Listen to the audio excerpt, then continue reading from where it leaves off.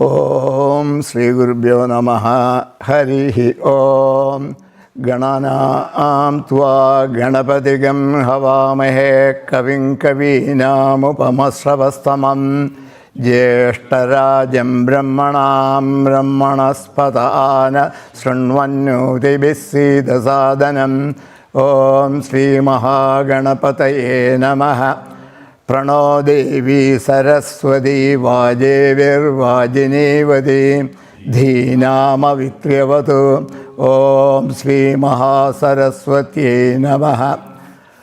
Welcome all of you for the second lecture of 4 lectures on Dharma.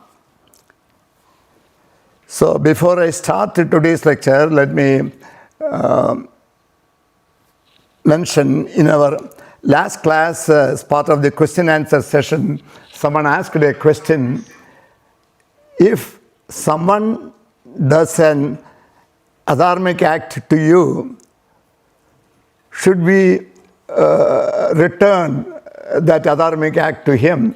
Then we responded, no, the one who does the adharmic act will face the consequence himself.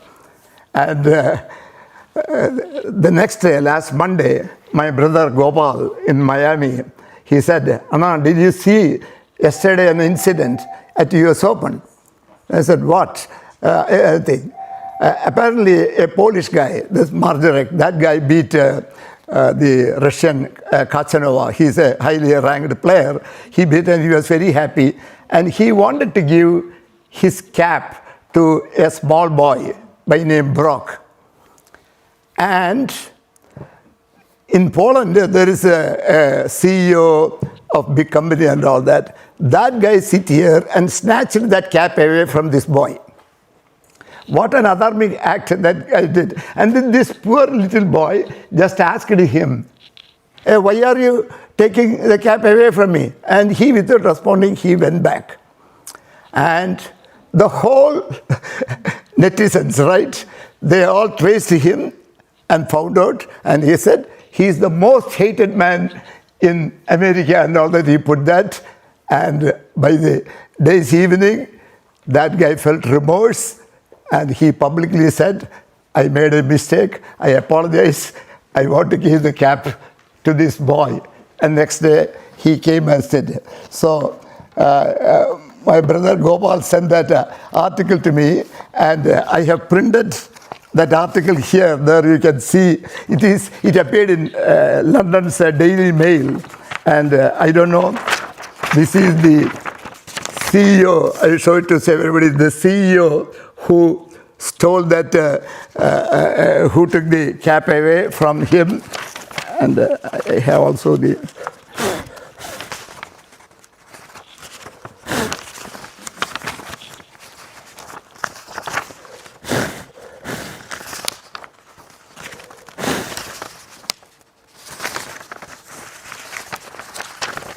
this is the cap of the guy, tennis player signing and giving to the guy, and that is taken away by the other guy. Yeah, you can see in this one, he is very well taking that cap away from this boy. And that boy, of course, immediately the news came immediately, and the player came back to him and they gave and all that. So here is an immediate example of someone who did an adharmic act, and not only publicly, he has now everyone knows about what he did and all that. And he gave printed saying that he is also a Polish guy. He has supported many causes in Poland for tennis and all that. So I thought that he is giving to me. He knew it is not for him; it was for the boy. But he tried to, but he publicly apologized and all that. That happened, all this. And then in 2012, I wrote an article on Dharma to our own Kerala Association, Malayali Association, Onam Souvenir at that time they asked. And the reason for me to write that, a similar adharmic act was done by the NFL owners. The referees were all in strike to get an improved salary. And for the first 3 weeks, they brought in the next line of referees and all that, not the top referees and all that. And the whole people were not happy. And finally, on one Monday night game, these new referees made a big mistake, and the whole NFL crowd started attacking all the owners. They are making so much money, but they cannot grant the thing. So I quoted that in that article. I had forgotten all that.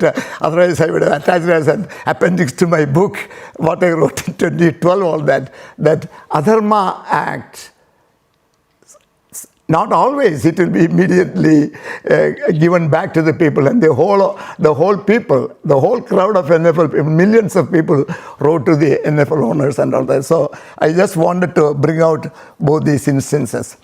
So with these few words, let us try to continue where we left off. So let me try to share today's presentation.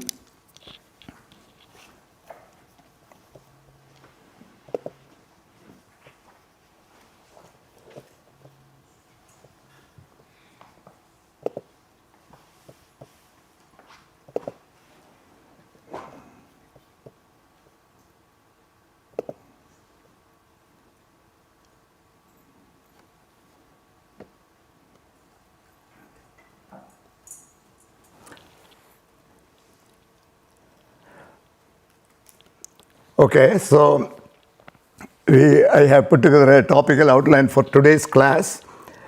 Meanings of Dharma from Lecture 1. We will just briefly take a couple of minutes what we saw last week. Then what are the scriptural texts of Dharma? Then I go to today's lecture is primarily intended to cover Chapter 2. But and I was hoping Chapter 3 for the next class. But Chapter 3 is a longer chapter, so I have taken one section from the Chapter 3 also today. So first I'll do the Chapter 2 section 1, and then Chapter 2 section 2,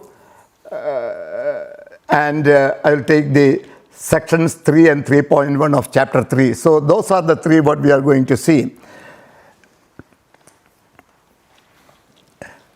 So again, just to recap and bring everybody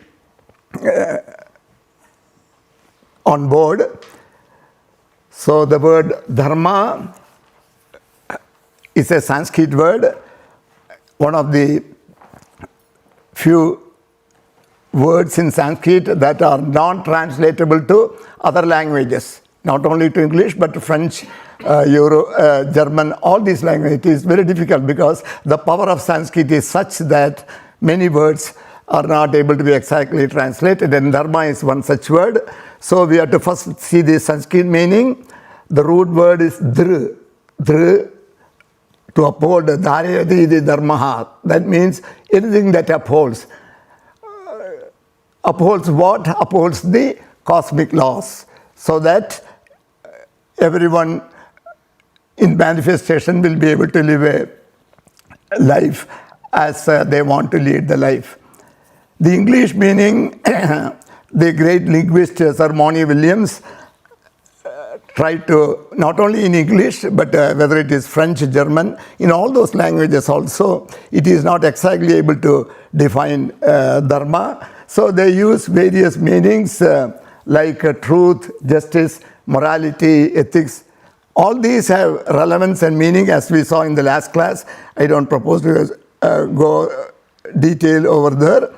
Over about 20 meanings are used, and Monier Williams himself, knowing he's a linguist, many languages he knows, being a professor of Sanskrit in Oxford, who published the first Oxford Sanskrit to English dictionary in 1899. So he knew that none of these 20 words or all the 20 words together will not be able to give the meaning of Dharma.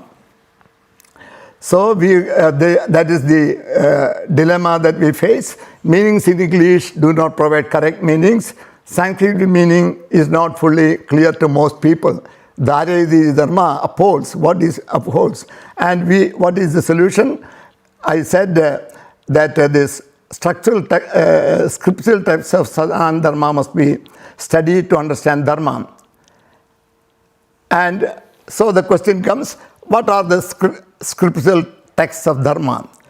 Mainly to the youngsters who are attending this class, I'll just briefly run through. All my students have heard this many, many times over the past 20 years in my lectures. Vedas or Shruti texts, our 6000 BCE or earlier saints and scholars who were in meditation, and when they are in deep meditation and in super conscious meditative states, they were able to get the connection with the external world, and they heard these mantras chanted. And so they are called revelations. They are heard. So they are called mantra Shruti. Sometimes they are called mantra drashtas. They can also see that. So that is how we received all the Veda mantras. There are about 400 rishis in Rig Veda. About 30 of them are women rishis. Anyone who are dedicated to pursue meditative states and think they are able to. And in the early years, my friend Ramachandra Panikar once asked me, do you mean to say only those people had the ability to hear these mantras? Though our belief is mantras are available, and there is presently also there is an example that I have written in my second book. Yeah, okay. I have a second book, my Vedas for Success, I have written. There is a Devarata along with Vasishtha Ganapati Muni. When he was going, this Devarata was chanting mantras. 30 days they were in meditation. This Devarata was chanting and they were mantras. And Vasishtha Ganapati Muni, being a very knowledgeable person, he transcribed all these mantras, and 453 mantras were revealed to this Devarata. So it is always available, and Shruti and Vedas. Then the Rishi period came to an end because people to continue such practice were not there. Then around 3000 BCE, Vedavyasa classified the then available mantras into 4 Vedas: Rig Veda, Yajurveda, Samaveda, Atharva Veda. Then immediately the question came, how to understand this Veda? Because Vedas are in Sanskrit, Vedic Sanskrit, and it uses symbols and symbolism. So many, many texts were developed. The texts, it is called the Veda, primarily called a Samhita. Samhita means collection. Collection of mantras are called Veda Samhita. Then additional texts were developed to understand the full meaning of Veda. Brahmanas, Aranyaka, Upanishads, then Vedangas, Upangas. Vedas, Vedangas and Upangas together are known as Chaturdesha Vidyasana, the 14 centers of knowledge. Jaimini's Dharma Mimamsa Sutras, which is sometimes called the Purva Mimamsa Sutra, and Badarayana's Jnana Mimamsa Sutra, or Brahma Sutras, Uttara Mimamsa. And then Idihasa, Ramayana and Mahabharata. Itihasam, it happened thus. They are not mythology, it is how it happened. And then Bhagavad Gita, which is part of Mahabharata, 18 Puranas, Shaddarjanas, Advaita, Vishita, the various Sampradayas. Now, most Sanatana Dharma followers, without expertise in Sanskrit, are not able to find the meanings of Dharma and its variants in the Vedas and related texts because they don't know Sanskrit. And they cannot go to English either. So this book has selected key mantras from the Vedas to explain the meaning of this. And the book also provides meaning of the word Dharma provided in Itihasa, Puranas, etc. That is what we are going to see. So I come to chapter 2, section 1. Dharma and its variants, Dharma, Dharmana, etc. occur in about 50 mantras of Rig Veda. Rig Veda has over 10,552 mantras. So on 50 of them, the word Dharma is used.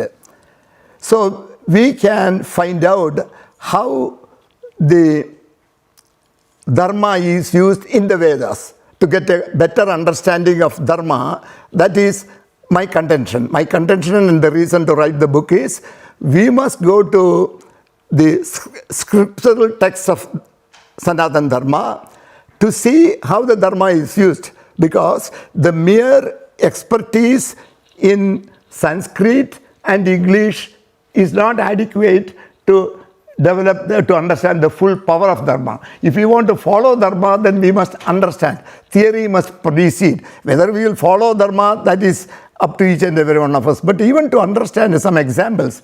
So first we want the spiritual meaning, and the spiritual meaning was brought out by Sri Aurobindo in early 20th century, 1914 to 16. He wrote that. Then Kapali Shastri, then Professor Kashyap translated all the mantras by 2012. So in a sense, it's only 10 or 15 years before that we have the full spiritual and psychological meanings available, so we can understand the meaning of the Veda mantra with spiritual and physical meanings to understand the meaning of Dharma. And the first mantra that I have taken, I have quoted various mantras in the book, but I will select only a few of them to discuss. So this is part of the Shad Vaishnava mantras. There are 6 mantras called Vishnu mantras, and this is 1.22, Mandala 1, Sukta 22, 16 through 21. There are 6 mantras are available. So I have taken one mantra where the word Dharmani is used. Trini pada vichakrame Vishnur goba ada abhyaha tato dharmani dharayanne. So the meaning, Vishnu, the unassailable and guardian, Vishnu gopa adabhyaha, adabhyaha, the unassailable person, strode superbly the 3 steps. He upholds the laws from here. So the word Dharmani is given the meaning of universal laws. The mantra also states that Vishnu,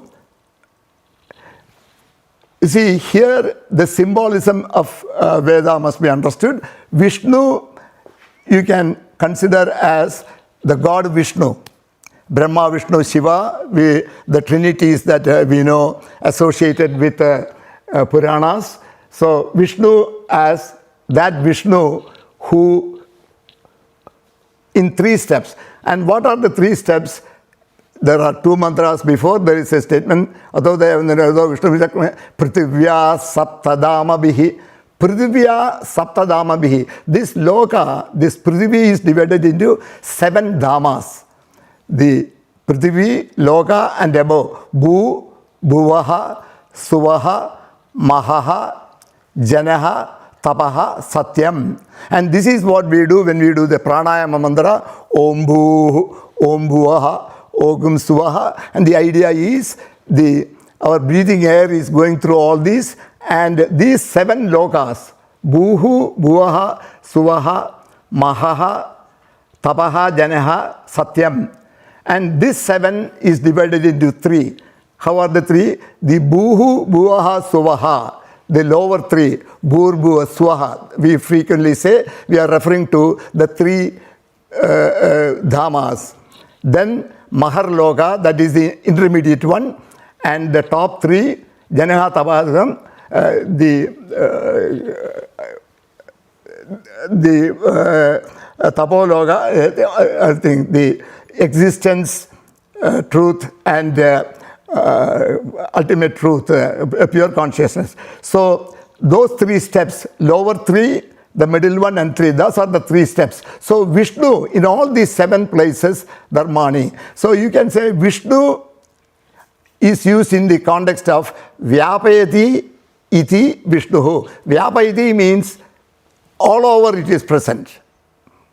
That is what we chant in Dhyana Sloka of the Brahmanda Vyapta Doha. Brahmanda Vyaptam. So the whole Brahmandam is filled with this power of truth and energy, Supreme Spirit. So whether you worship Shiva, Vishnu, Brahma, they are all representatives of the Supreme Spirit. That is what Veda says. Veda does not prefer any particular God. It always talks about the Supreme Spirit. So the word Vishnu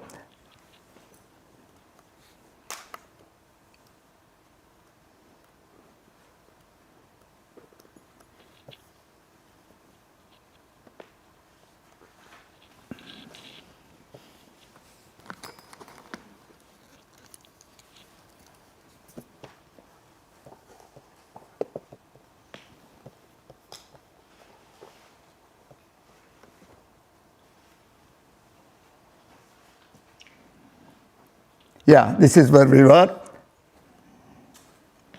Vishnu means Vyapayati Vishnu, all pervading, or the universal spirit. RV 1.22.16 uses Prithivya Sapta Dhamma Bihi. Earth consists of 7 Dhammas or Logas or imaginary zones, treated as 3 zones, lower 3 as 1 unit, Maha and the upper 3. These are the 3 steps of the universal spirit. Now I take,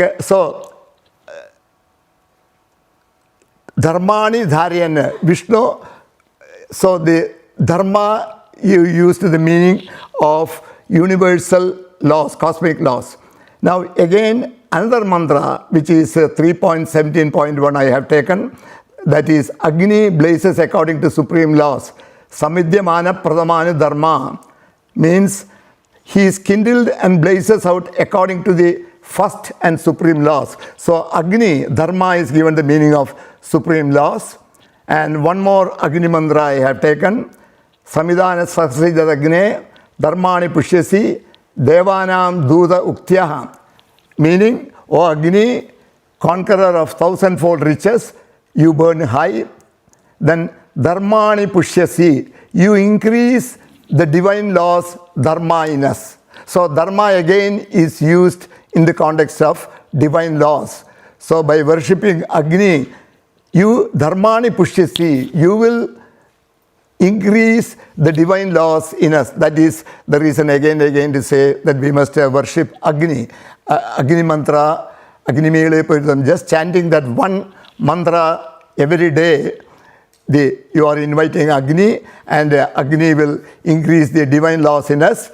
And Devanam Duda, this mantra is the reason they say Agni is our representative, is the messenger of the gods. So when we do Havan, whether we do the Havan for Ganesh, Ganapati Homam, or Ruddha Homam, or Subramanya Homam, Agni will, whatever offerings we make to those particular gods, Agni will take it and provide them. So the basis comes from this Devanam Duda, Uktaya, you are the word. So with these 2 or 3 examples, I established that Dharma means universal laws. That is how it is used in the Veda.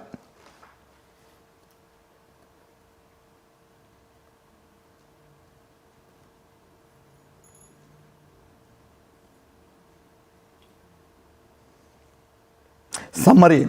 Meaning of the word Dharma and its variants from the Vedas. The word Dharma is uniformly used in the Veda mantras to denote supreme laws or divine laws or the cosmic laws.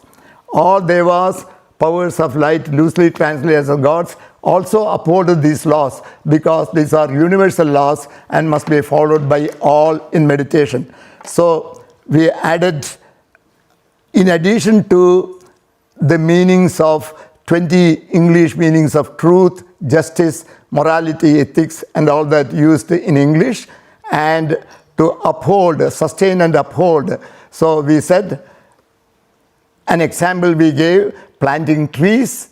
Everyone can plant a tree, so we are contributing to the upholding the cosmic laws so that tree will give benefit to others. So instead of not only it will give shade, if you plant the fruit trees, especially in India, planting mango trees or jackfruit trees, Kerala especially, both those are very common. So they will provide not only shade but also provide mangoes and jackfruits for many future people to use. So pursuing activities like that will contribute to the uphold and sustain part of the meaning of the word Dharma. But from the Veda, I have quoted the few mantras. All the mantras where Dharma and Dharmani are used in the context that they are the universal laws. Now I will discuss briefly the Dharma from Jaimini's Dharma Mimamsa Sutras. All of you may have heard about Dharma Mimamsa or Purva Mimamsa Sutras, but I don't think anyone would have read what is in Purva Mimamsa Sutra. In general, all the discussions have gone through Purva Mimamsa Sutra. This is all part of ritual or brahmanas and samhitas, and most discussion have gone into the Uttara Mimamsa or Upanishads, Brahma Sutras. Did you say Rangan? Uttara Mimamsa, Upanishads, Bhagavad Gita and Brahma Sutras, all discussions have gone. But no one has seen Purva Mimamsa. I have particularly added this section for two reasons.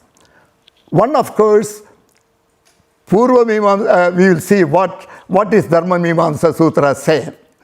There is a second reason for me. I will explain after discussing all that. So first I want to say is that I use the short term JDMS, Jaimini's Dharma Mimamsa Sutras. This is one of the very first texts. This word Purva Mimamsa came much later as part of the discussion of the Upanishads. Jaimini, when he proposed, he doesn't know that this is going to be Purva, there is going to be something later. He only knows about Dharma and why it is called Mimamsa Sutra. I will explain that also. JDMS, Jaimini's Dharma Mimamsa Sutras. It has 12 chapters. And in each chapter has padas, 4, 5, 6 are padas. Each pada have adhikaranas. Have you heard the word adhikarana anywhere? Taittiriya Upanishad. Panchaswadhikaraneshu adilokam adijyaudisham adividyam adiprajam adhyatmam. So, Panchaswadhikarana, Panchasu adhikaraneshu. Taittiriya Upanishad says, I am going to describe 5 adhikarana. Adhikarana is only topic. I am going to describe, so in the Taittiriya Upanishad it says, Panchasu adhikaraneshu. I am going to describe 5 topics. What are they? Adilokam, Jaudisham, Vidyam, Prajam, Adhyatmam. So in Taittiriya Upanishad Shikshavalli, they discuss. So I just brought that to explain what is adhikarana. Adhikarana means a topic.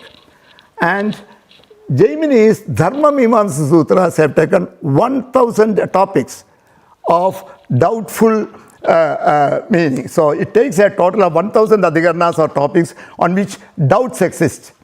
Because Veda, everyone is trying to understand. So they have taken about 1,000 topics from all over Vedas and try to understand that. And the first chapter, there are 12 chapters in Jaimini's Dharma. The first chapter has 4 padas and a total of 41 adhikaranas. And the whole first chapter is devoted to the means of acquiring the right knowledge of Dharma. So what else we want? Go into that. If you want to know more, here is the thing. Because someone has devoted, long time ago, Jaimini has taken 41 adhikaranas to understand the, and you see, if you don't fully understand it, that is fine. Read the book, you may understand it more. Maybe I will conduct a class later on Purva Mimamsa. We have all attended many Uttara Mimamsa. I will conduct a thing. But essentially, how does Jaimini's Dharma Mimamsa Sutra find out the correct meaning of the adhikarana? They go through 5 steps. First is the identification of a Vedic statement of doubtful validity. Right? Only if you have doubts, you explain, you say one way, someone else says, then only you take that and then say what is the way. let us come to a consensus type thing. So that is called Vishaya Vakya. Vishaya Vakya, that is the subject matter. The samshaya, the second step is samshaya or doubt of the meaning of that one. So you take that, and that is called the Purva Paksha or the prior position on the Vishaya Vakya. So on this doubtful statement, you have to first establish a Purva Paksha, and then the refutation of the prior position, because that is the statement on which there is a doubt, and you find the reasons to refute that one. And finally, you arrive at the correct meaning or Siddhanta of the Adhikarana. So that is the Siddhanta of the Adhikarana is the final step. Why I bring this up is that whenever we argue, we have to follow this. If you follow this, in fact, many legal scholars have studied this Purva Mimamsa in detail to develop their own honing skills. Though the first thing is the Purva Paksha or the prior. You cannot simply argue a topic. So many people saying different things, then multiple questions come, then you cannot even, which one you want to reply to. So first establish what is the Purva Paksha, the prior position of this.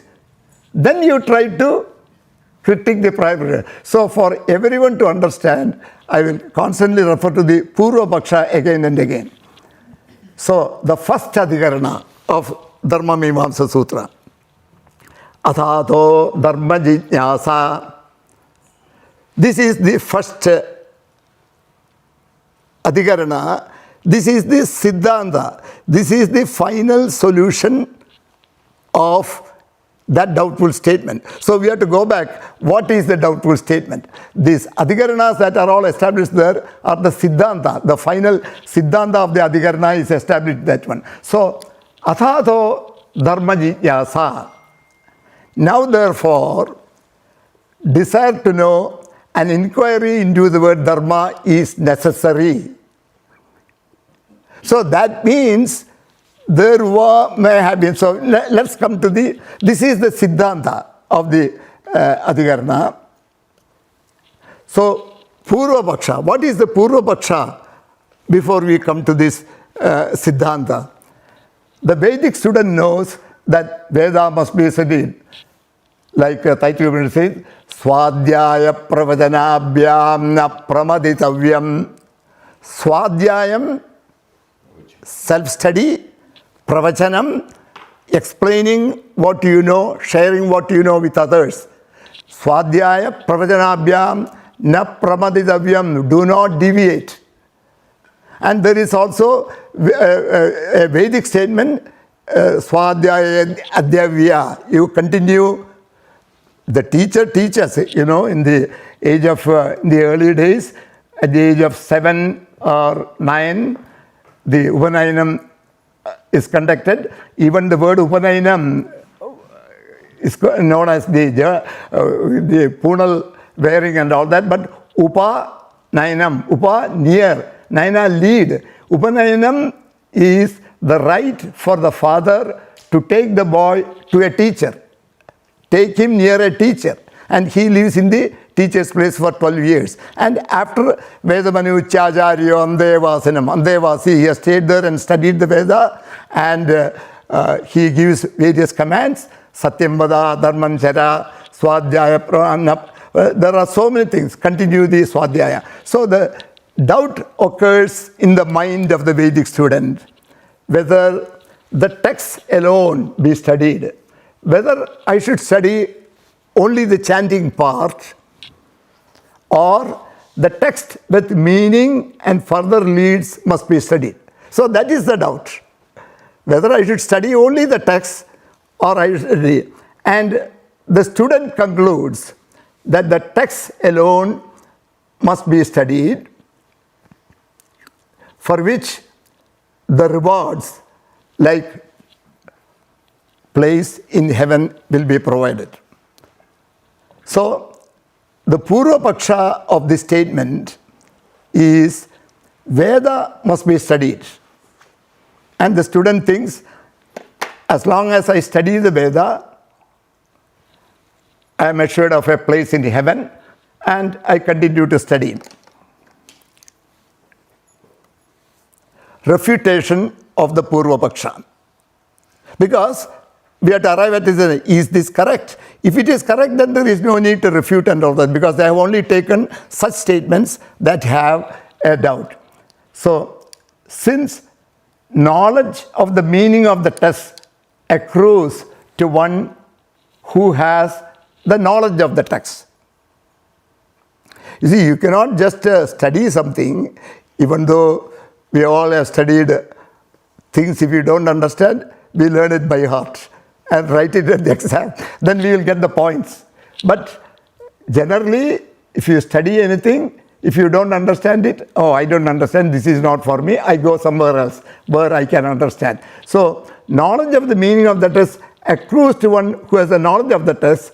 The Vedic student is wrong to hope to think that the phala or reward of a place in heaven will accrue to one who just studies the text only without the meaning. Hence, the Purva Paksha cannot be right. So then, athado, there is a Dharma Jinyasa, and Dharma is we need to study Dharma. The conclusion or the accepted view or the Siddhanta of the first Adhikarana, that the desire to know or inquire into Dharma must be undertaken. You see, to many of us, Athado Dharma Jinyasa, oh, okay, so it is going to talk about Dharma, and we leave it at that. But even the establishment of that statement, that there is a need to go into the study of Dharma, is because Swadhyaya Pranayam Pramaditavyam. So, teacher has told me to do that, and teacher has said it only, and it is stated in the Veda also. That means he is going to give you reward. Not known to you, you will get the reward. That is the whole purpose of studying Veda, and everyone will be given rewards for chanting Veda Mantra and all that. That is our belief, and it has happened like that. So, the Vedic student thinks like that, but there is need to study. I will take one more Adhikarana. 4 or 5 Adhikaranas I have explained with the Purva Paksha and the refutation. You can study in the book. I don't have time to say all these things. So the second Adhikarana, Chodana Lakshanartho Dharmaha, meaning Dharma is that which, being desirable, is indicated or taught by Vedic injunction. This is the conclusion of the Siddhanta of the second Adhikarana. This is the being desirable or indicated is taught by Vedic injunction. Of course, even the meaning itself raises a lot of questions. What are Vedic injunctions? So I will come, all that I have explained in the book. I will try to say the Purva Paksha says, the Purva Paksha of the first Adhikarana is over. Now we are discussing the second Adhikarana. So the Purva Paksha, what is the Purva Paksha for this Adhikarana? Dharma cannot be defined because only things of world on which persons have knowledge can be defined. Right? I know something, then I can give a definition for that. Dharma being acts for welfare of all in manifestation cannot be known ahead of time. You do Dharma, but if I do this, will it produce the welfare of all persons? I have no guarantee of that, because that is the result of this action has to happen in a future time. And since Dharma cannot be perceived by sense organs, I cannot define that also. This is an act to be done which will produce. Even though we know some of the simple acts like trees, planting trees will help, that is not the act that we are confronted with. In any given situation, I am going to do an act. That act also must be dharmic. But I don't know what is the result of that act. So that is the Purva Paksha says. So because of all that, Dharma itself cannot be defined. Now let's see, how is the Purva Paksha going to be defined? Dharma is to be acted upon, or acts yet to be done. The outcome of such acts is in the future. No one has any guarantee of such acts producing any desired outcome. So here comes the punchline. One therefore needs a trustworthy source or guide. Right? Arjuna had difficulties in the war. So he had a trustworthy source. He can act Krishna. And Krishna gave him all the answers. So here also if you have someone who knows more than you, you go and ask him. You believe, you trust his word, and then you forward. In general, how do we get a trustworthy source? And such a trustworthy source is the Vedic injunctions or prohibitions. So whatever is stated in the Veda, like Swadhyaya Pranamyam, Na Pranamyam, do not deviate. So that is an injunction. You have been to study and continue. If you do that, that is a dharmic act. So any Vedic injunction, Vedic injunctions are the only sure way to ensure that one's acts or actions will always contribute to following cosmic laws and welfare of all in manifestation. Because Veda's whole purpose is to know everything that you need to know is provided in these Veda mantras. That is the purpose of Veda. So there it says it prohibits certain things, like even many Subhashitas. Satyam bruyat, priyam bruyat. Priyam, satyam, apriyam, na bruyat. That doesn't say that. Satyam bruyat, tell the truth. Priyam bruyat.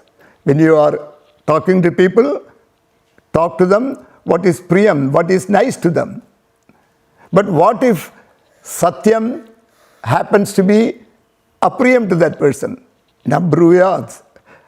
You may mildly communicate. Hey, there are other ways and all that, but do not tell what you say is not right. That is a blunt, direct way of saying that is to be avoided. So there are many Vedic statements that say, but anything that Veda says is to be defined. So Gemini's Dharma says it is there. Now, even this statement is Dharma is defined as that desirable thing which is mentioned or laid down by Vedic injunction. So what? People don't know the Veda, people don't know the Sanskrit. So how do you know what is defined or what is not defined? So Professor Kashyap gives the same Adhikarana a different and a simpler meaning that all of us can understand. So he uses the same.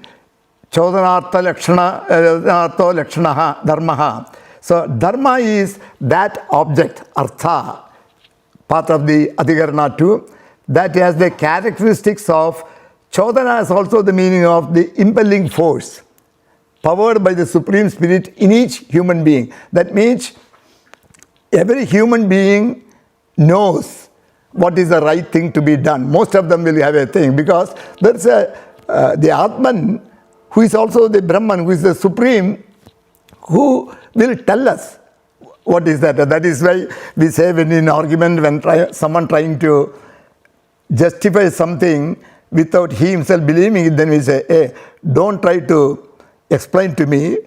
You go to the bathroom, close the door, you see someone in the mirror, explain that to that person. Because at that time you will know truly what is right and what is wrong.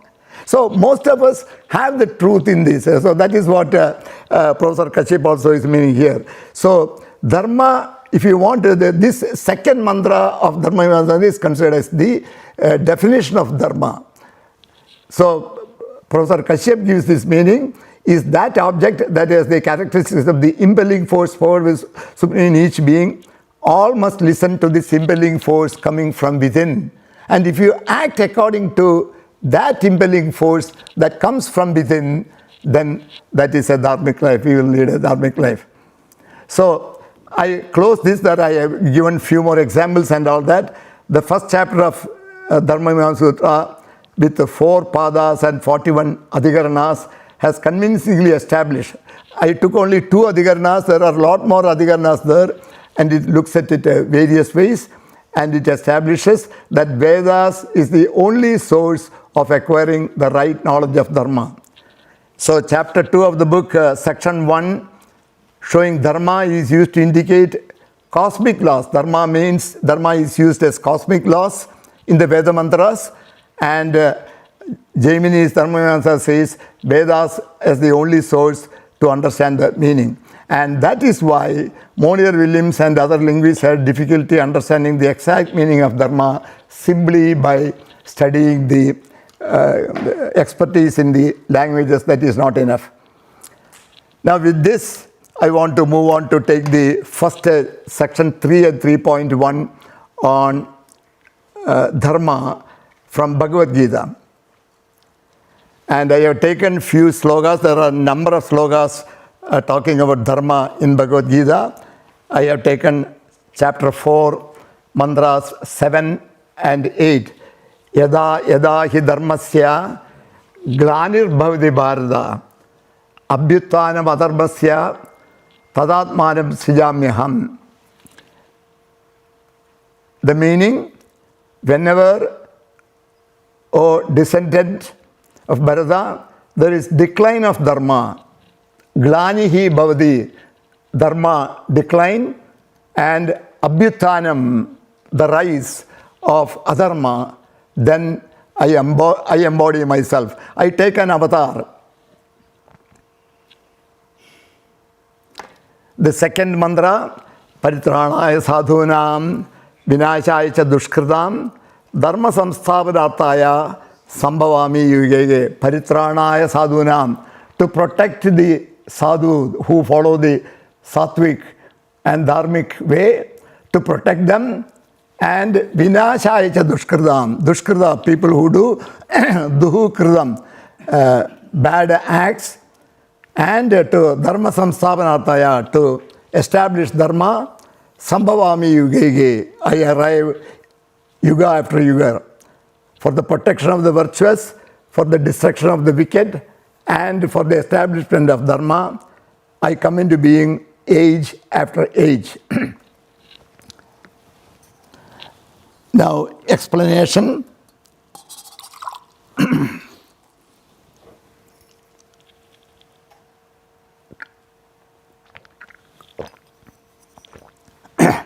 Lord Krishna emphasized the importance of Dharma. He stands here speaking. Here, even though we have Krishna, Rama as avatars, here he stands speaking as the Supreme Spirit. Just like Vishnu was in the Vedas. Vishnu, who we noted from RV118, who established Dharma, cosmic universe law. Here, Krishna. So, don't make any difference between Krishna or Vishnu. All of them refer to the universal spirit, the Supreme Spirit. Supreme Spirit is who have established Dharma, the cosmic laws. That is what Dharma is, cosmic laws. And the same Supreme Spirit is going to establish, is to ensure that Dharma is maintained and adharma destroyed in the cosmos, and to protect Dharma followers and destroy Dharma. So, people who follow Dharma do not have to worry. There are more and more examples will come later, and even Dharma Rakshati Rakshitaha, there are important mantras we have to still see. But Lord Krishna says here, Yada idi dharmasya glanir bhavati bharata. Whenever there is decay, glani, the dharma deficit happens, abhyuttanam adharmasya, adharma is in the abhyuttanam, on the rise, tadatmanam srijamiham. Then I come paritranaya sadhunam, protect the sadhus and sattvic people and dharma followers, and vinashaya dushkritam, to hurt the evildoer, remove the evildoers, I come again and again. Now I have taken one more sloka from Bhagavad Gita. Sarvadharman parityajya mamekam sharanam vraja aham tvam sarvabhabebhyo mokshayishyami ma shuchaha. This is in Bhagavad Gita, 18th chapter, mantra 66. Sarvadharman parityajya, relinquish all dharma. Parityajya, give up all dharma. Mam ekam sharanam vraja, refuge in me alone, take shelter in me alone. Sharanam, you take sharanam of me alone. Aham tvam, I will mokshayishyami, liberate you from sarva bhabebhyo, all sins. Ma shuchaha, grieve not, don't worry about this. I will.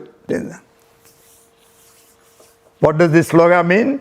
Sarva dharman parityajya, relinquish all dharma. Take refuge in me alone. I will liberate you from all sins. Grieve not.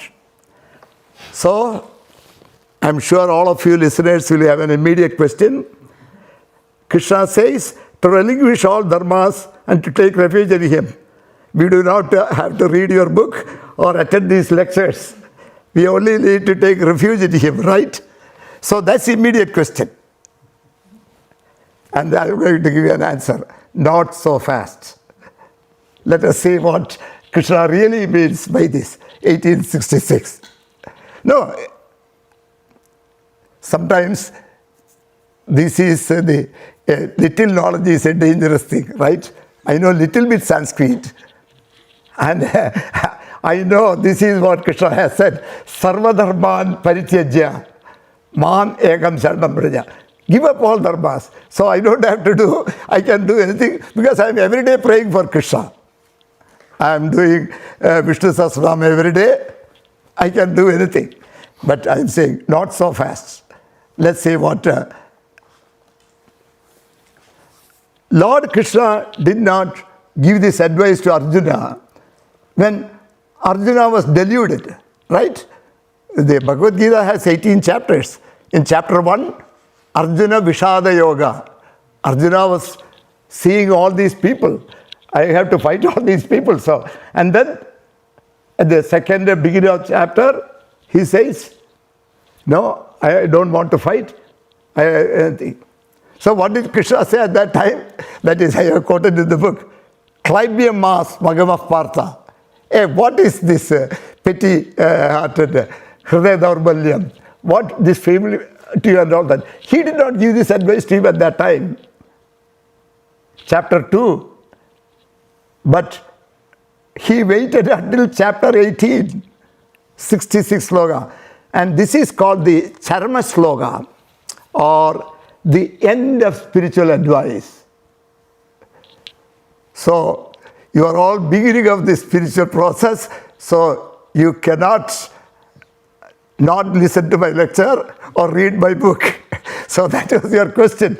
I have refuted by saying that in chapter 2, when Krishna, Arjuna said, I am not going to do, did he tell Arjuna, Sarvadharman parityajya? Why? Then we could have avoided studying the whole Bhagavad Gita. If Krishna has said this immediately after chapter 2, answered Arjuna, then everyone can fold it. Not only my book, even Bhagavad Gita book also can be folded.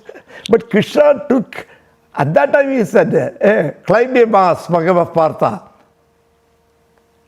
Hridaya daurbalyam, this petty-heartedness, why you are acting like this does not befit you. And then he started giving him all those things. So this is the Charma sloka, or end of spiritual advice, and comes at the end of chapter 18 of Bhagavad Gita. Now, surrender to the Supreme, that is it is a Dharma slogan, and it is end of spiritual advice. So you have a lot of things to learn until you become, basically understand the details of spiritual process. What is spirituality? First you have to go through all the Dharma, Artha, Kama, and Moksha. You go into the spiritual paths. You have to study the various Gita lessons, Upanishads, and Brahma Sutras, all that, and many bhashyas, Advaita, Vishishtadvaita, all those our Acharyas, all those things. It is not an easy thing.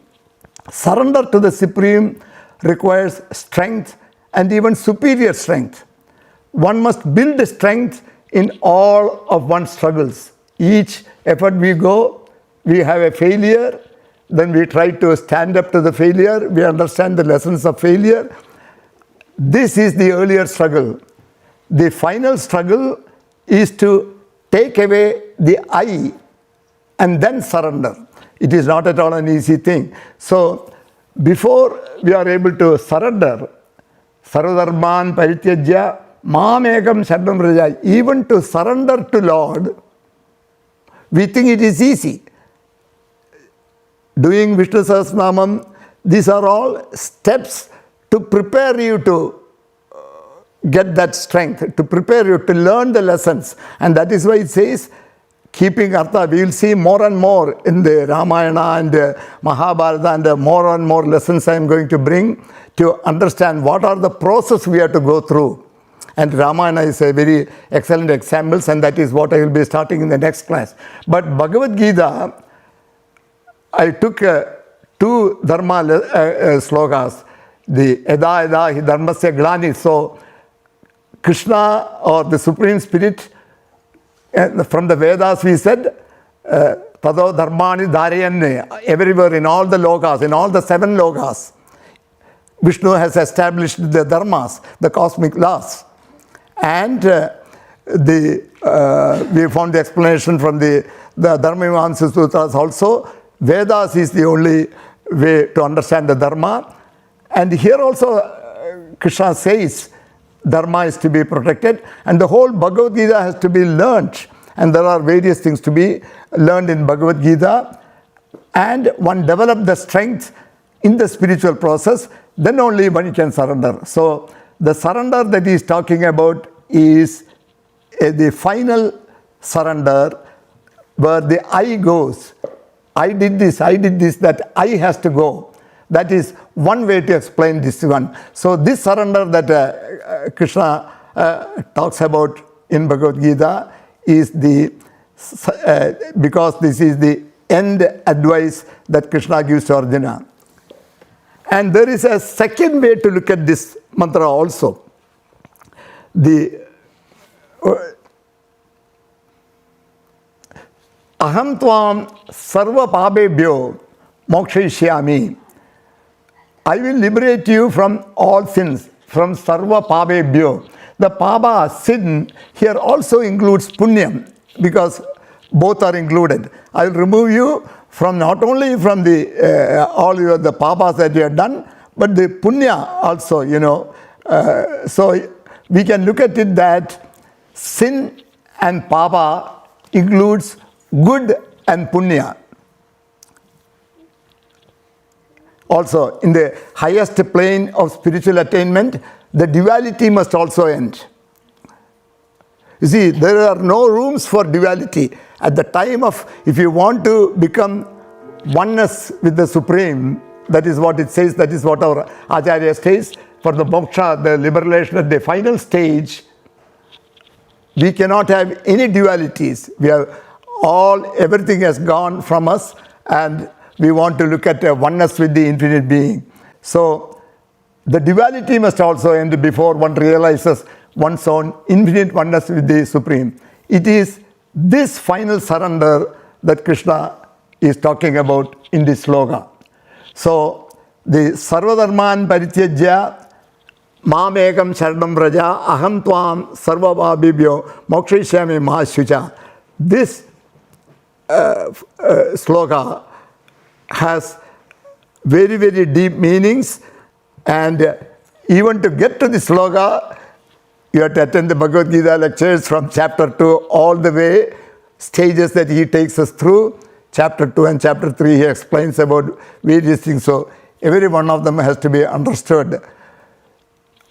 And the emphasis on dharma that he made, Edaidihi dharmasya glanir bhavati bharata. So I want these 3 slokas that all of you to learn by heart and keep that as part of your daily chanting. Edaidihi dharmasya glanir bhavati bharata. Because that will give motivation for us that we must not be part of, to contribute to the glani of the dharma. He only talks about whenever there is a deficit of dharma, whenever there is glani happens, the dharma decreases. That is by each and every one of us not contributing to the glani and not contributing to the abhyutanam adharmasya. So that's a very important sloka. And also, of course, parisranaya sadhunam vinayaya cha dushkritam dharma samsthapanarthaya sambhami ge. And so these 3 slokas are very important. All of you think, deliberate more in detail into these 3. And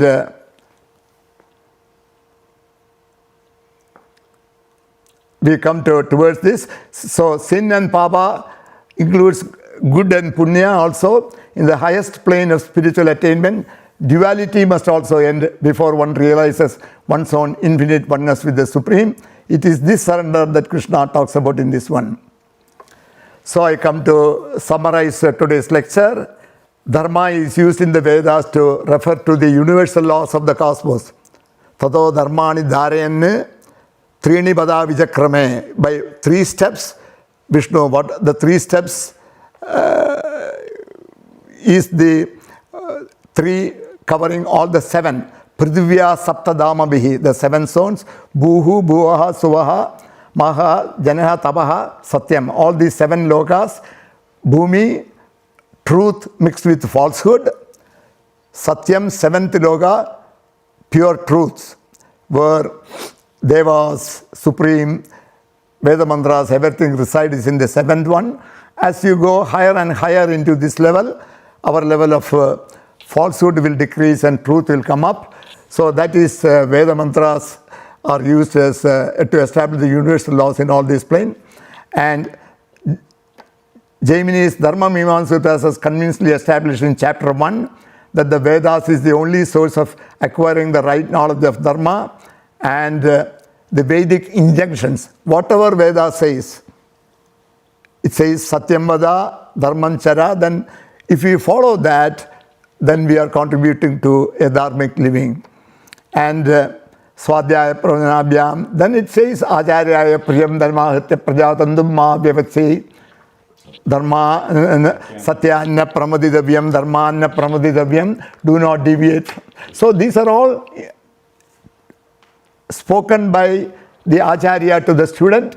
These are all part of the Veda. These are all summarized in the Shikshavalli. From the Vedas only it is summarized in the Shikshavalli. So all these are commands to be. Somebody says, no itarani, do not do other acts that are not approved. Rigveda says, Supreme Spirit established the universal laws in all the 7 dhabas of earth.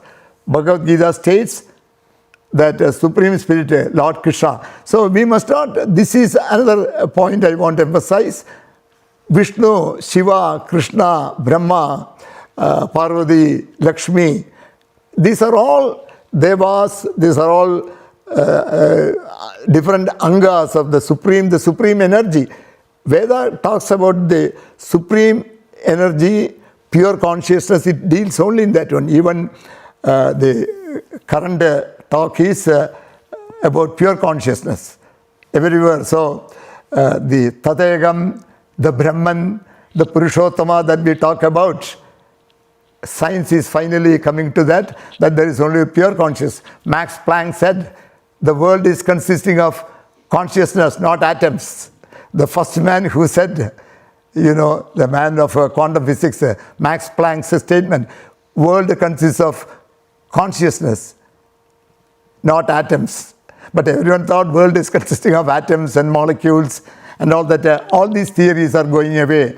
So whether we use Vishnu in Veda or Krishna in Bhagavad Gita or Rama in Ramayana, that should not show any difference to you. It is all the supreme words and supreme words commands. Bhagavad Gita states, Supreme Spirit ensures that whenever Dharma declines, Adharma increases. Supreme Spirit takes avatar to ensure Dharma and protect Dharma followers.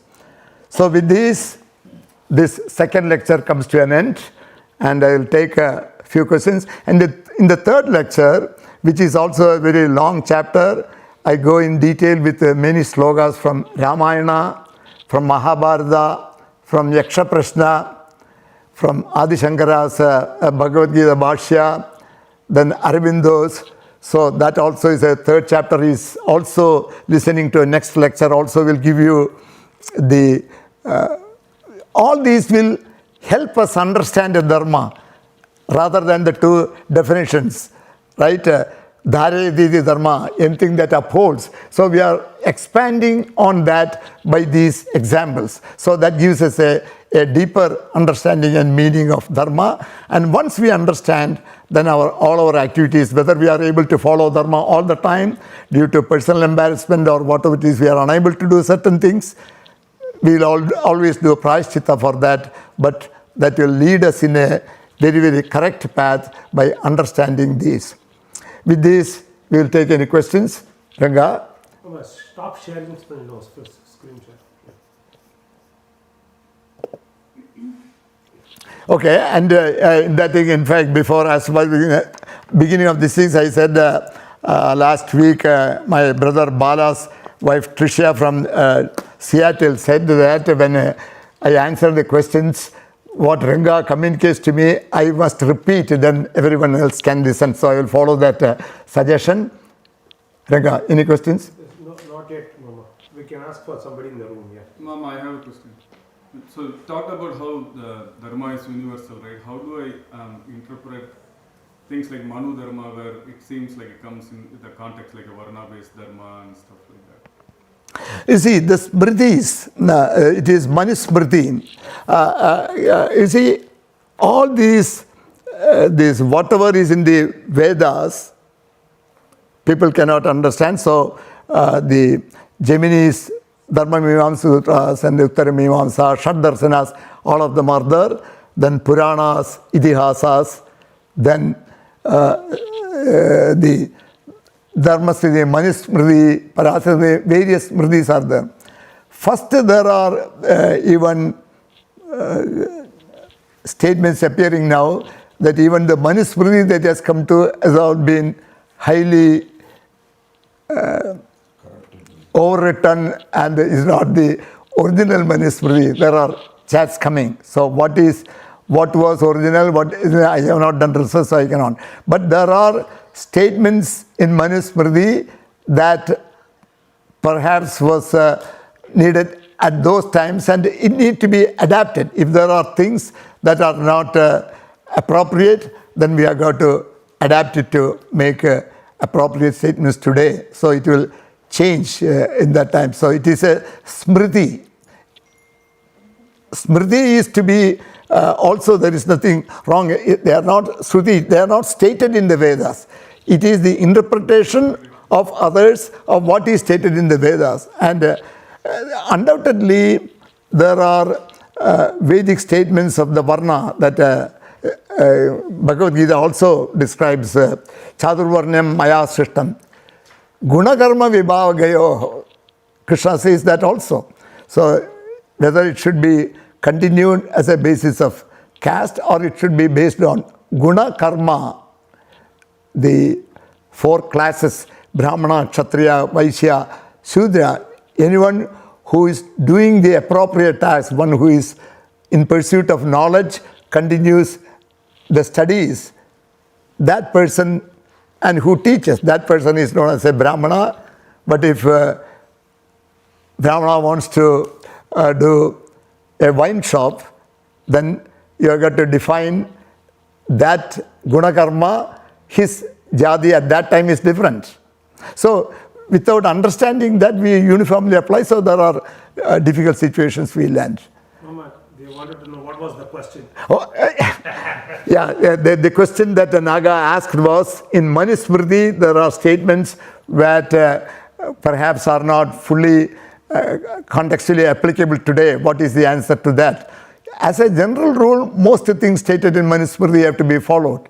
Are there statements like that? Then we need to talk to the current acharyas how to interpret it.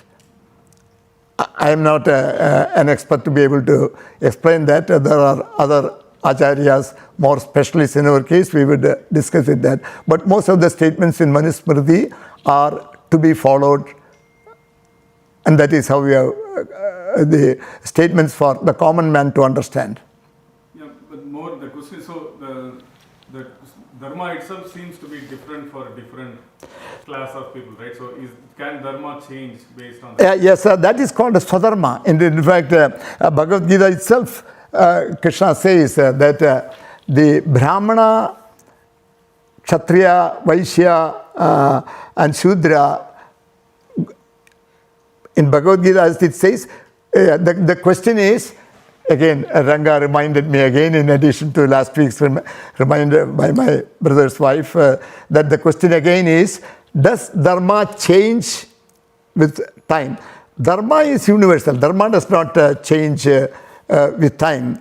But the practice of Dharma that have to be followed, or if certain activities that are prescribed have got to be changed.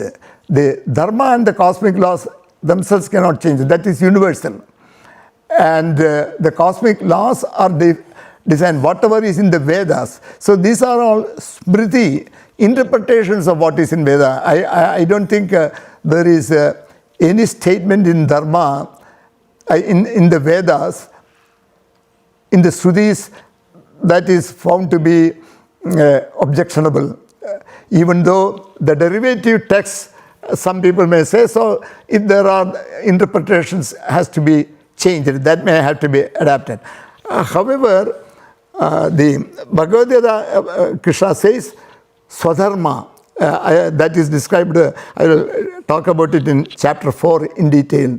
There is Swabhava and Swadharma.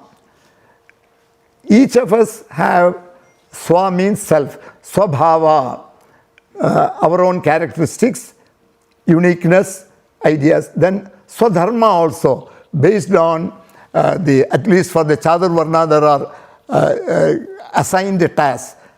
A Brahmin is supposed to learn Vedas, teach Vedas.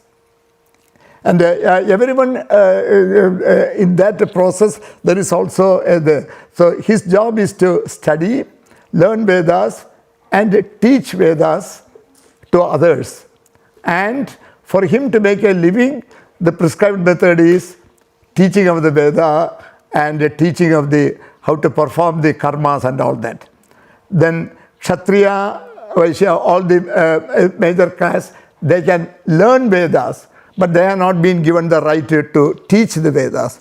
The Kshatriya has been given the job of protecting the people, because how the community, there are some teachers, there are people to protect, just like you have the police supposed to protect it. The state also follows the gradation in that manner.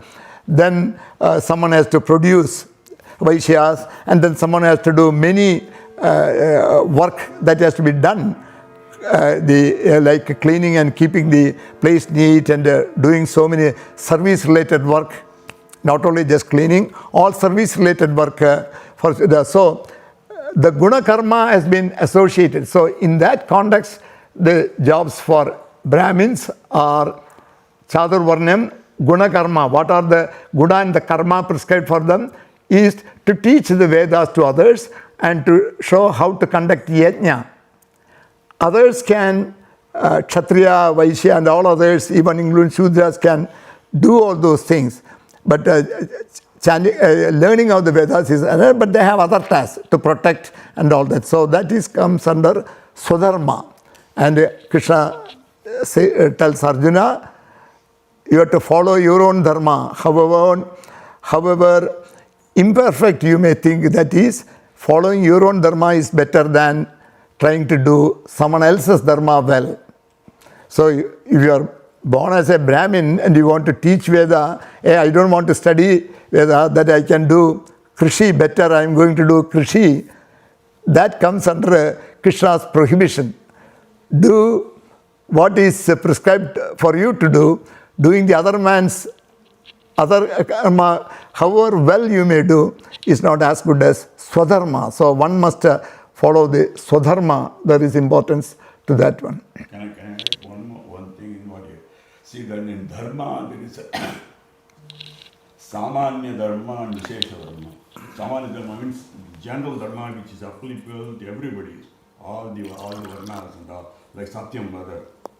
See, whether you are Brahmana, Sudra, Satyam Mother, then you see, don't kill others, don't ask them, don't steal, all applicable to everybody.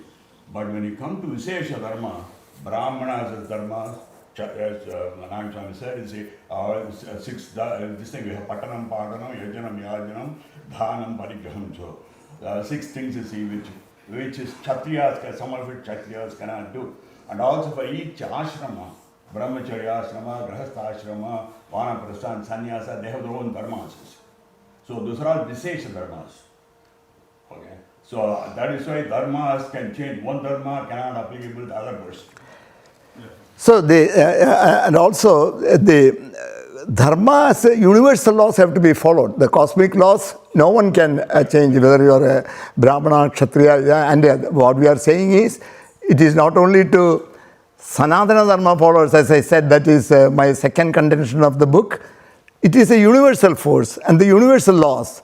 Everyone has to follow that, whether you believe in Dharma or not. Like I gave the example of gravity. Just because I don't believe in gravity, try to jump up from a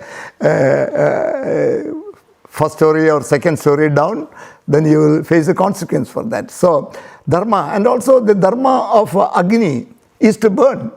So don't complain if you put your finger on fire and burn, because Dharma, Agni is doing its Dharma. So all have to do the Dharma. The Vishesha Dharma is for the karma based Dharma. The universal laws to support and uphold, that is common to everybody. All people. Whether you are Dharma follower, you believe in Dharma or Sanatana Dharma, whether you are born in India, whether you are born in Kazakhstan, it doesn't matter. The cosmic laws have to be followed. Even though the Semitic religions and different way of training, it's that they may not have this level of the body, everything is what you see, and the earth is all the proceed in the earth is for man's utilization, for man's benefit, and there is only this birth, reincarnation. So there are different belief systems. So compared to that, in that belief system, we may not be able to say, but the Dharma's cosmic law or gravity as a cosmic law, everyone has to follow. So. And in our case, what Sridhar explained as Vishesha Dharma, that is the, what is based on the Swadharma for different categories of people. That way, the communities, all activities will be done correctly and well. If everyone wants to be a teacher, who will protect? Nobody wants to go to the police. I want to do administer and teaching.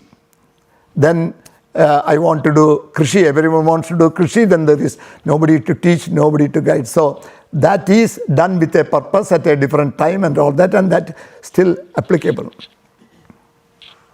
There are 2 questions. I also have one question, I'll come last. Yeah. But the question from Chandra Maladi, right?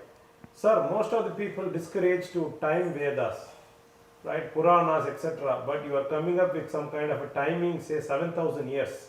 Recently, I saw a video right? One of the Western and some Indian archaeologists that Harappa and Mohenjo-daro excavations does not use Sanskrit at all. So how we establish that Sanskrit used to be language of communication or otherwise in Bharatavarsha? So what is the question? He was established Sanskrit to be The ancient languages. it was how it was used in Bharatavarsha, is saying. Yeah. From the Vedic time onwards, the use of Sanskrit has been there and it has been refined. Vedic Sanskrit is slightly, of course, they use different, Vedic is not Sanskrit and all that. They say, but there is a difference between the later Sanskrit, the classical Sanskrit, if I may use the word. The classical Sanskrit is much later. This Panini's grammar, Ashtadhyayi, they are all maybe 300 BCE, around that time. But the Vedic is in Sanskrit. There is no doubt about it. And it was, communication was in Sanskrit. And even the Dharma Mimamsa Sutras, many sutras, all these granthas are in Sanskrit. And of course, in Veda Pathasala, they say Vedic is in Grantha Aksharam. You see, that is the Grantham. Veda is communicated to the students as Grantham. And the Aksharam used there is Grantha Aksharam. But it is Sanskrit. It is a older form of Sanskrit. It is not the classical Sanskrit, it is a Vedic Sanskrit. So the Chandra Maladi's question is, yeah, was he talking? No, why? Harappa and Mohenjo-daro.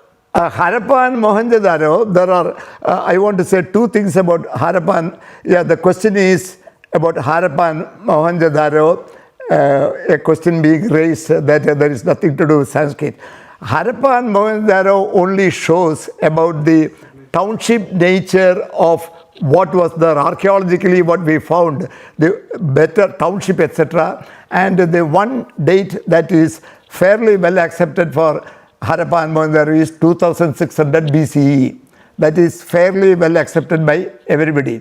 But in 1970s, Government of India Archaeology Department conducted other deep archaeological work where the French archaeologists, British archaeologists, Indian archaeologists, everybody participated. And they established that 7200 BCE, they found out a location in the northwest India where there were similar things present. So the 2600 BCE that is fairly accepted until 1947. This is a 1970 archaeological expedition, including French and British.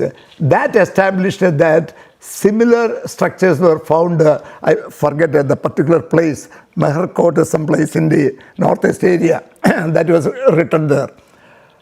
So, to Chandra Maladi's question, I want to say, one, the dating and the Harappa civilization talked about only the township nature of how well developed the Harappan civilization was, the Indo-Valley civilization, Saraswati civilization, all of them were. That is only to establish that. That has nothing to do with Sanskrit. But the Sanskrit itself is considered as Devanagari. That is our belief. We don't know how Deva communicated. On the one hand, Deva are Agni, Indra, Vayu, they are energies. They are supra-physical being with intelligence, consciousness and power. That is our understanding of all this supreme energy and all that. So, how can we say that they communicated if they are supra-physical? They have some communication, but they all followed laws. They are observed that the energy means supreme spirit. This whole universe is controlled by a spiritual and a supreme energy. So The language, it is our belief is because the Veda mantras have come and all those languages it has come with Sanskrit only, Devanagari. So Kalibangan is the site. Somebody reminded. Kalibangan is the site. Whether it is Kalibangan or I think it is a MHR KOT or some such word. I had it in my this other book, Vedas for Success book. I may have written. I will look at it and clarify it in the next class. From Vernon. So he says, Samanya Dharma, Yamas and Niyamas does not change. However, Swadharma is not clear cut, especially related to Varnas. Today, Varnas are not clear cut. We are all a combination of all Varnas. What is the best way to address that? Yes, that's a very good question. The question is from Vernon what is the Swadharma? So I would add the word before that. We must also ask about the Swabhava. Swabhava, that everyone knows, right? Everyone, each child, a parent himself knows if they have more than one child, the child's display unique characteristics differently. So the Swabhava of each child is different. So from Swabhava, you can see the Swadharma also. The Swadharma, even though for the Varna Dharma is there and that is gone, we can still try to connect the Swadharma with the Dharma you learned in your house. That has come traditionally, if that follow tradition, but once you come here and with wild Nana Dharmani intermixing of the cultures and families, so the tradition is difficult. But at least until our level that we have come with a tradition. So and the Swabhava yes, of every child is different. With the Swabhava and the Swadharma, whatever we learned from home can connect you to your Swadharma. The Swabhava has to be acted upon. There is no way to go against your Swabhava. Because you have come with some unique traits. And that is where the Swabhava and Swadharma really, some connection is there, even though Krishna does not say that in that one. But Krishna specifically says that Swadharma has to be followed, even if you are not able to do the duty assigned to you as per the Swadharma, that is superior to you trying to do the Dharma of someone else very excellently. So the Swadharma, because he connects with the Swabhava, don't change your Swabhava. Just because, I have talent as an artist, then pursue that talent and become an artist. Even though the life of an artist to make a living will be difficult and you may have to do a secondary thing, but do not give up your Swabhava and Swadharma and your talent and continue the artistry as well and try to develop other means to Swadharma. So Swadharma can be connected from Swabhava. That is my answer to Varna's question. So there is one more question, Mama. We will take it as a last question. Raja Krishnamurti is asking, Sanatana Dharma was 1,000 years before any religion, including Hinduism.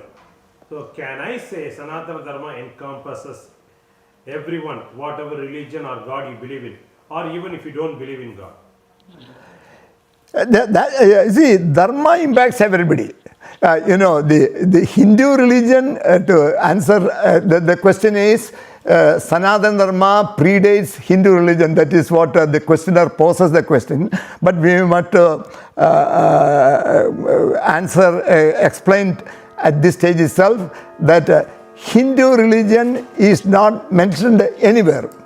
That is a term coined by the Arabs, invaders of the 990s, Muhammad Ghazni and that time onwards. Then later Mughals and then later Britishers, they all said, so around 1000 onwards, they called the way of life, the Sanatana Dharma way of life practiced by the people who are called as they can only deal with religion. in the Westerners and the Arabs, they cannot define a way of life independent of religion. So they called it Sindhu religion became Hindu religion. So we do not want to base from it includes. But Sanatana Dharma is, the word Sanatana is eternal, and I will come back to that in the next of the class later.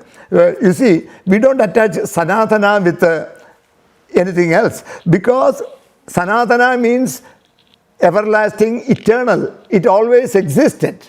Just like the Vedas, Veda mantras existed always, the Dharma existed always, gravity existed always. So Sanatana Dharma predates everything. So because of that, you cannot say that some people born in the newer religions, you cannot say the Dharma being cosmic laws applies to everybody. That we have repeatedly said that. So with this we can close. Okay. Loka samasta sukhino bhavantu sarve bhavanti sukhinah sarve santu niramayah sarve bhadrani pashyantu ma kaschit dukhabhag bhavet. Om shanti shanti shanti asato ma sadgamaya tamaso ma jyotirgamaya ma amritangamaya. Om shanti shanti shanti.